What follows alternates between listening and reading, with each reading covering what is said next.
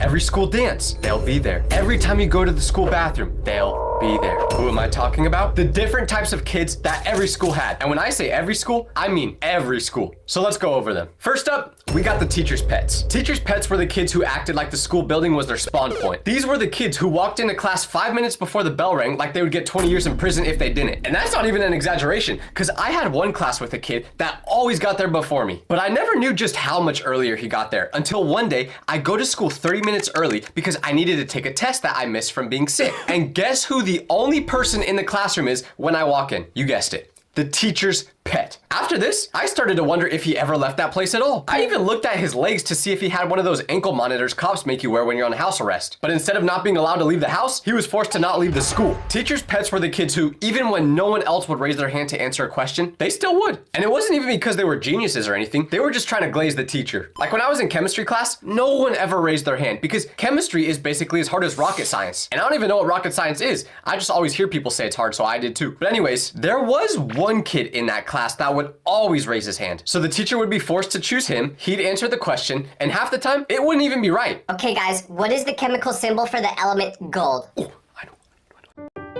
When I found Invisalign, they made it so easy and simple. Before it would be like, The chemical symbol for the element gold. Yes, Andrew, again. The answer is 4. I hate this class. The teacher even got so tired of him being the only person that ever raised their hand that she banned him from answering questions like halfway through the year. And I didn't dislike teachers' pets or anything. They're just trying to get a good grade in the class. I respect it. But the one thing they would do that I absolutely despised was when they would remind the teacher about assigning homework. The clock would be ticking, 30 seconds left of class, and the teacher hasn't brought up homework once. It's gonna happen. You're gonna get out of class without her remembering to give you any work. But then Andrew would just raise his hand and go, Miss Nelson, you haven't given us the homework for today yet. and the whole class would just turn and stare at him like he committed a felony. Because why would you remind the teacher about that? What do you gain? There's no prize for this. You don't get a medal. You just get 30 people staring at you, hoping that you step on a Lego. And substitute days turn teachers' pets into temporary principals. The substitute would walk in and be like, okay, class, so your teacher left me some instructions for today. And the teacher's pet is already standing up in the front of class like, Hi, yes, I'll take it from here. they'd be whispering all the secrets to the sub like, You know, Mr. Michaels usually doesn't let us go on our phones like this. and then the teacher's pet would turn around and hit the class with, Guys, the teacher told us to be quiet. like, who are you? You ain't the president. Sit down. But the most funny thing about teachers' pets is that, at least in my experience, the teacher didn't even like them. Like, they also found them annoying. Yeah, it was cool at first, but no one wants to be glazed that much. You just start to ignore it at a certain point. That's why, honestly, I usually just reply to my hate comments rather than the ones that are saying nice things to me. And trust me, there's a lot more negative comments than there are positive ones. Like a lot. Seriously. I mean, my parents ask me sometimes if I'm okay because they see me getting bullied in the comment section so often. So please, stop. Anyways, the next group of students we have are the dumb kids. And I don't even know if these kids were dumb because of low IQ levels or if they just really did not care about school. I think it was a mix of both. But one person I went to school with was definitely the first option. And I'm not being mean because this person was my friend and he's still my friend to this day, so I can roast him. We'll call him Patrick during this video because his actions remind me of something Patrick Star would do. But anyways, Patrick was somehow so lost during class that he would literally make the teacher rage quit. Like one time, we had a test that was timed. We only had 5 minutes to do it. And once the timer was up, you had to drop your pencils and turn in the test. So the teacher says to begin, and everyone is sweating, trying to finish before running out of time. And right when that timer beeps, the teacher says to drop our pencils. But then Patrick raises his hand. So the teacher goes, yes, Patrick? And he says,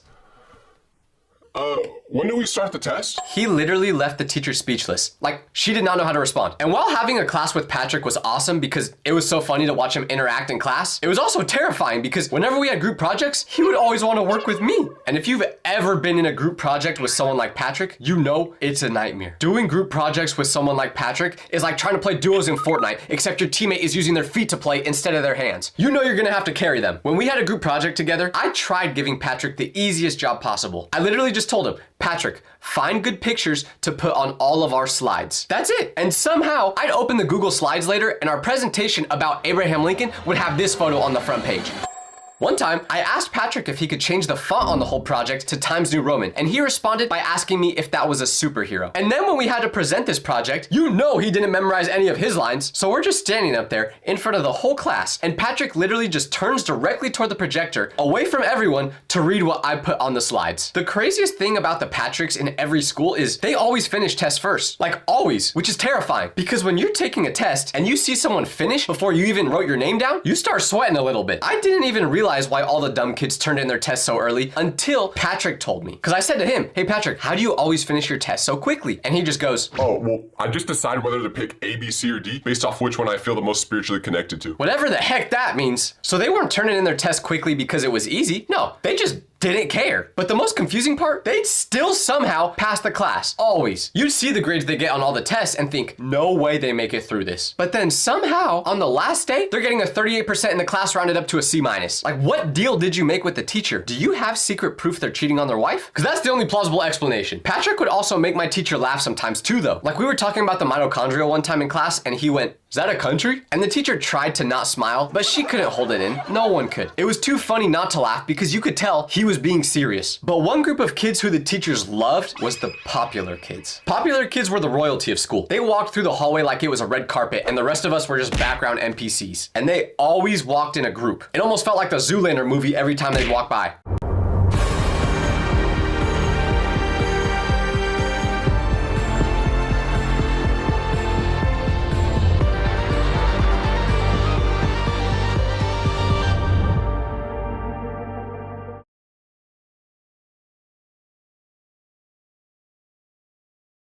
Setting up a business email can seem a bit daunting. There are domain names to buy, email services to hook up to, and reliability which can be patchy at best. Today though, I'm going to show you 2 ways to set up a professional email service for your business. There's the easy way, which I'll show you with Neo, a brand new business email that makes getting a custom email address for your brand the easiest thing that you'll do today. But if you're just looking for a way to set up an email for your personal use, I'll show you how you can do that too. Before diving in, let's It almost felt like the Zoolander movie every time they'd walk by. They'd show up to first period looking like they're heading to the Met Gala right after class. Hair done, outfit coordinated, shoes are all clean. Meanwhile, I'm wearing the hoodie I slept in and my hair looks like I just survived a tornado. This one is a weird subject to talk about for me because in school, I was always more of the quiet one. But in middle school, my friends were a part of the popular group. So by association, I was kind of in it too. But then when high school came around and I transferred to a school where I didn't know anyone, that popularity went straight out the window. So now I got to see the popular kids from everyone else's perspective. I was scared of the popular kids when I got to high school because you guys have all seen the movies. The popular kids are the ones that run the school. And the place where this was really obvious was lunch. Lunch was basically the popular kids' kingdom. They had the table. You know what I'm talking about. The one table everybody knows not to sit at unless you're invited. It's like a VIP section at a club, but with peanut butter and jelly sandwiches instead of bottle service. Now, of course, everyone that wasn't a part of the popular group hated them. But at the same time, they wanted to be them. So we would all be super nice to the popular kids, especially because this was the group of people that always threw the school parties. And finding out you were invited to this school party was like getting invited to the World Cup final. One time, I got invited to one of these parties and I was super excited to go after watching Project X, thinking it would be exactly like that. But then when I got there, I remembered how socially awkward I am and I just ended up standing in the corner the whole time, checking the weather in Cupertino. But if you're in school right now and thinking, man, I wish I was a part of the popular kid group, just know it literally means nothing. The moment you finish school and look back on it, you'll laugh wondering why you cared so much about being popular in the first place. Because you want to know what the most popular kid at my old school is doing right now? He's a car salesman. I mean, I'm making Diddy jokes on the internet for a living, so I don't think I can really speak either. But you get my point. Moving on. Next, we have the kid who, anytime there was a school lockdown, you immediately looked over to check if they were at their desk. You know what I mean. I'm not gonna elaborate any further. All I gotta say is, make sure you're nice to this kid. So a couple months ago, I had a cough that just wouldn't go away. Literally had it for 2 months straight. At first, I was like, oh, it'll probably get better. No need to worry about it. Then 2 weeks passed, and I thought, surely it's almost done by now. But then a month went by, and I was still coughing. It took 2 whole months of me coughing for my parents to say, Tyler, you need to go get this checked out. So I did, and I got it fixed. But you might be wondering, why didn't I get it checked out sooner? Well, to put it simply, I just hated booking doctor's appointments, everything about it. Like, how was I gonna know that I could find a doctor who knows exactly what's going on with me? The whole process was just annoying. But luckily, that's not a problem anymore, thanks to today's video sponsor, Finger. Appointments usually happen fast too, typically within 24 to 7 mental health. Now back to the video. And then we had the class clowns, who were either the funniest people you've ever met or the most painful human beings to be with in an enclosed space. There was no in between. The class clowns who were actually funny, legends. These were the kids who could say one sentence under their breath and the entire class would lose it. Never tried too hard, always had perfect comedic timing. And they knew exactly when to stop. They could roast the teacher without getting in trouble, make the dumbest situation funny, and somehow never cross the line. But then there were the other class clowns. The ones who thought being loud was the same as being funny. These kids would interrupt the class for no reason, repeat the same joke over and over again until it died. They'd say something, nobody laughs, and instead of stopping, they would just double down on it. Like, let me reenact an actual scenario that happened in my class one time. Okay, Steven, what's the answer to this math problem? 14? No, that's incorrect. What? This is why math is racist. I said, this is why math is We racist. heard you the first time! So if you're in school and you think you're the class clown, be very careful in making sure that you're the one everyone likes, not the one that overdoes it. And if you're not sure whether you're the actual funny one or not, I have some bad news for you. And I know I'm giving the unfunny class clowns a bad rap, but you know who else got a bad rap that didn't deserve it? Band kids. Band kids were easy to spot because they were always carrying a briefcase that looked like it contained an RPG. You'd see them walking down the hallway, hunched over, struggling, holding an instrument case bigger than their body. Trumpets, trombones, anything else that starts with a T, you name it. But band kids had a bad reputation. People would always say they smell, they're a little awkward, and overall, just kind of unlike the rest of the students. And I think that was why band kids only seemed to hang out with other band kids. And sure, sometimes these stereotypes were true, but most of the time, the band kids were actually pretty cool. They were just a little different. If you think I'm lying, actually try talking to one for once, and you'll see what I mean. Most of them are chill, funny, normal people once you start talking to them. Except for this one band kid at my school, because let's just say, this guy also fit into the category I mentioned right before class clowns. Yeah, you know what I'm talking about. But the biggest reason that band kids didn't deserve this label of being weird is that band was actually pretty dope. You never saw what they were spending hours after school working on until the football game came around Friday night and they're playing Mask Off by Future. So start giving the band kids more respect. They're talented. But you know a group of students I absolutely just despised? Like, these people really grinded my gears. And honestly, I wish the school would get rid of them. I'm talking about the students who thought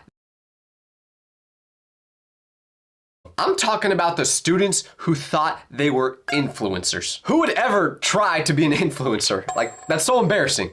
Get a real job. No, I'm kidding, obviously. That's the career I ended up going down. Still have no idea how I got here, but when I was in school, I was not a part of this group. I had no idea I was gonna be an influencer when I was in school. At this time, I still thought I was gonna be the next LeBron, but it turns out the only thing me and him have in common is our love for Taco Tuesday. I never even realized how delusional I was to think that I could be in the NBA until I rewatched my old high school highlights the other day and I looked like this. So when I talk about students who tried being influencers, I'm not talking about myself, but also no judgment. I just thought this specific group of people was funny in school. A lot of the times, the popular kids and the influencers were the same people. Like, there was these two girls I went to school with who, once again, no judgment, but they would go live on Instagram every day. And every time I would pop in to check it, there would be maybe 2-3 viewers, which there's nothing wrong with. But the part that makes it funny is when they'd come to school the next day and they would literally be like, Yeah, a bunch of people are asking us to do more lives. We're basically influencers now. We have like a really big fan base. now, I don't know if these girls were just schizophrenic and imagining things, and if so, I apologize, or maybe those two people that were always in their lives just really loved the content. But the way they explained it was in a bragging way. Always like they were better than everyone else because they were influencers. So to those girls out there, you want to know what a real influencer looks like? Peep my page. This is how you make content, girl. Just kidding, I have no idea what I'm doing either. But these girls weren't even the reason I thought about adding this section to the video. The real kids who made me remember that every school has people who want to be influencers was this group of 3 girls that ruined my junior year of high school. What happened? Well, it wasn't actually their fault, but there was this group of 3 girls at my school that would always do TikTok dances together. And they always recorded their videos in the exact same hallway right next to the staircase. And one day, I leave in the middle of class because I have to go to the bathroom, and that's exactly what I did. I go to the bathroom, do my business, and head back to class. So what does this have to do with the 3 influencer girls? Well, the next day, everyone's coming up to me with a big grin on their face going, "Have you seen the video of you that went viral?" And I'm like,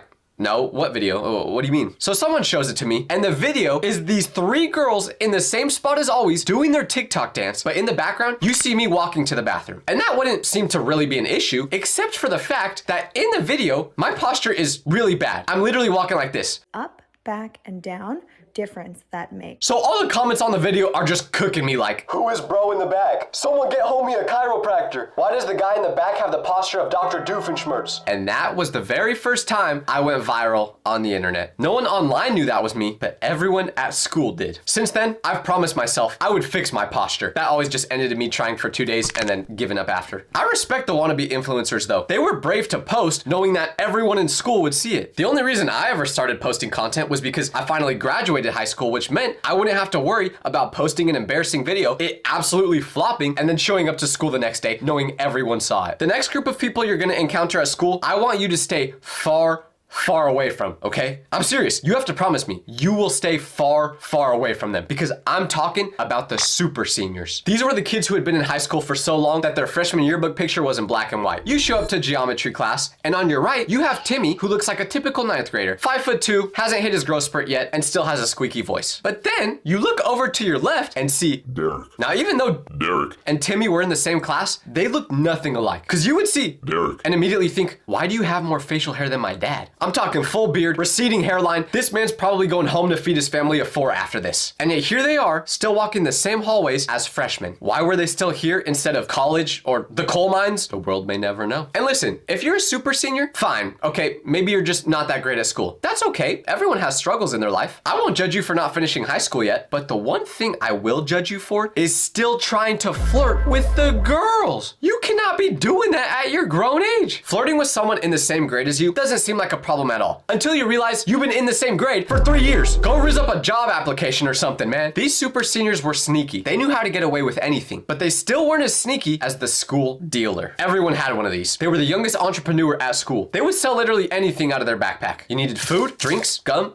talkies, chargers, homework assignments, literally anything you could want during the school day, they had it. But it wasn't gonna be cheap. These kids were charging like they owned an Erewhon store. They didn't even go to school to learn. They went to do business. Inside their lockers and backpacks, it looked like one of those convenience trucks you see in New York City. And they always had to keep their business low key so they didn't get caught. Because for some reason, it was against school policy. The school just hates to see a young kid getting his bag, let's be real. And actually, I was a victim of this one time. Because in middle school, I really wanted to get a PlayStation. Now, of course, the problem was I only had about $14 and a McDonald's gift card to my name. So I couldn't afford it, and my parents refused to buy me one because they wanted me to like go outside or something. I know, stupid. But since you can't get a job at 12 years old, well, at least not legally, the best thing I could think of to make money was start selling candy at school. I would have my mom take me to Costco and buy 24 packs of candy. I'm talking M&Ms, Snickers, Skittles, you name it. I had all the best candies. These candies cost about $1 each, and I would sell them for $3. So all I had to do was sell 200 pieces of candy, and I would be able to afford the PlayStation. Sounds easy enough. Well, no, unfortunately, it wasn't. And the reason why it wasn't easy is something I know you all are gonna cook me for. I shouldn't even share it, but the reason it was so hard to make that money is because I would just eat all the candy myself. But don't judge me, because listen to this first. I would literally bring about 50 pieces of the best candy to school every day, and I would probably end up selling about 15 to 20 of them. But I would also eat 3 or 4 of them myself. So I was losing money and getting fat. After about a week of doing this, I realized if I wanted that PlayStation, I needed to lock in. So I stopped eating my own product, and I started making some pretty good money. But then, one day, I get pulled out of class randomly, get told to go to the office, and when I get there, the vice principal breaks the news to me that she knows about my illegal operation. She was saying I gotta stop right now, and she knows I keep the candy in my locker. So by tomorrow, she was gonna check, and it better not be there anymore. She was treating me like the cartel moving around product, except when I say product, I'm literally just talking about Kit Kats. Still don't see what's so dangerous about that. Sorry, I was trying to give the students a better option than that slimy chocolate milk. So not only was I sad, but all my clients were heartbroken too. Here's some honorable mentions of people that every school has, but I didn't think was worth making a full segment for. The girl who eats hot Cheetos first period and wears pajamas to school with a slick back bun. For some reason, every school has this exact person. And they do this every single morning. No days off. They got red fingers by 8 a.m. I sat next to a hot Cheetos girl one time, and it would literally almost make me gag because the thought of eating hot Cheetos was just not appetizing to me at that time. So please, to all the hot Cheeto girls out there, I'm speaking for your stomach right now when I say, have an omelet for breakfast or something, because it cannot be good to set your insides on fire first thing in the morning. And then we got the NPCs, the background characters, the kids you've seen every single day for years, but have never spoken to once. You don't know their name, you don't know their voice, you're not even sure what grade they're in. They just appear in the hallway, sit quietly in class, and disappear the second the bell rings. For all you know, these people aren't even actually conscious, and the school just spawned them in to fill up all the classrooms. The NPCs are especially funny when you have a class with the same one over and over again, yet you still don't know who they are. Then there are the goth kids. All black outfits, chains, dark makeup, looking like they just got out of a funeral. At first, you think they're scary, like they might cast a spell on you or something. But if you actually talk to them, they're usually the coolest people you've ever met. They just happen to be interested in something that makes your appearance look like you just switched your whole closet to dark mode. And finally, we got the foreign exchange students. Instantly popular for no reason other than people think it's cool that they're not from the same place as everyone else. Half the time, no one knows what they're saying, but that's part of what makes them so lovable. They could literally go, McDonald's, and everyone's just like, yeah, McDonald's. And vice versa, they usually have no idea what we're saying. I went to school with a foreign exchange student from South Korea, and even though we could barely understand each other, we were homies. But all our conversations would go exactly like this. Hey Jongwoo, how you doing? Oh, yeah. Nice. Teachers love them, students love them. They became friends with everyone without even trying. Every school has all of these people I mentioned, even yours. Maybe in different fonts, but your school definitely had it. Let me know if there's any other students that every school has in the comments that I forgot about, because I'm sure there's a bunch. See you guys.